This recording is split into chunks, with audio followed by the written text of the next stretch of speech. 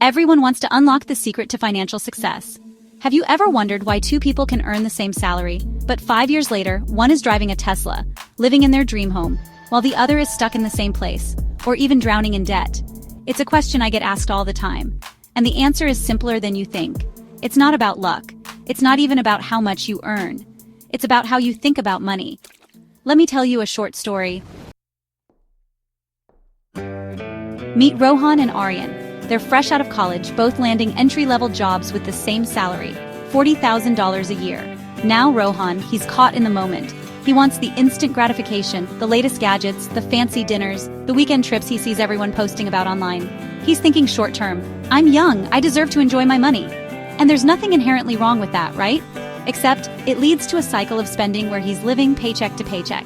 Aryan, on the other hand, he's playing a different game altogether. He's thinking 5, 10, even 20 years down the line. He sees that $40,000 not as something to blow through, but as a seed to plant. He's asking himself, how can I use this money to make more money? He's delaying gratification, choosing to invest in his future self, even if it means living a little bit below his means right now. This doesn't mean Aryan is living like a monk, depriving himself of all joys. He still goes out, has fun with friends, but he's strategic about it. He understands that building wealth is a marathon, not a sprint. And like any marathon runner will tell you, it's about pacing yourself, making smart choices along the way. Now let's fast forward a year. Rohan, he's still stuck in the same cycle. In fact, he's actually in credit card debt because, well, those treat yourself moments add up. He's got the latest phone, sure, but he's also got a mountain of bills and zero savings to show for it. He's trapped.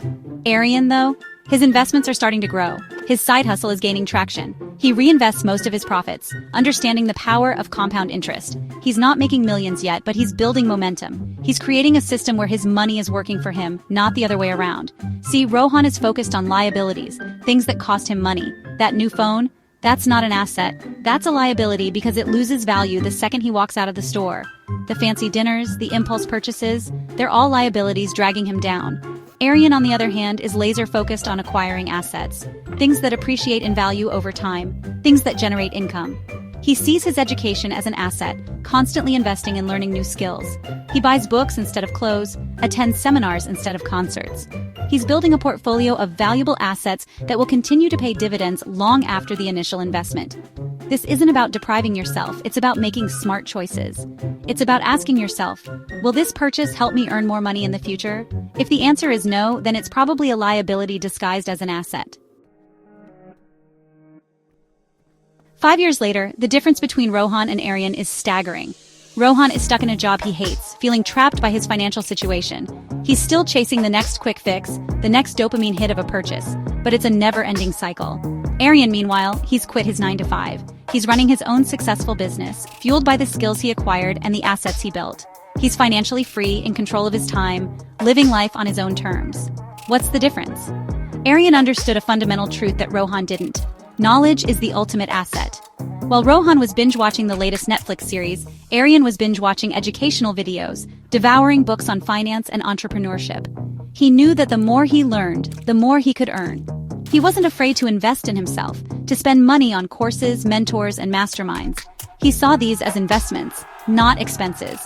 And you know what? They paid off exponentially. This isn't about being born rich. This is about adopting a wealthy mindset. It's about understanding that your income is directly proportional to the value you provide. And the best way to increase your value? Never stop learning.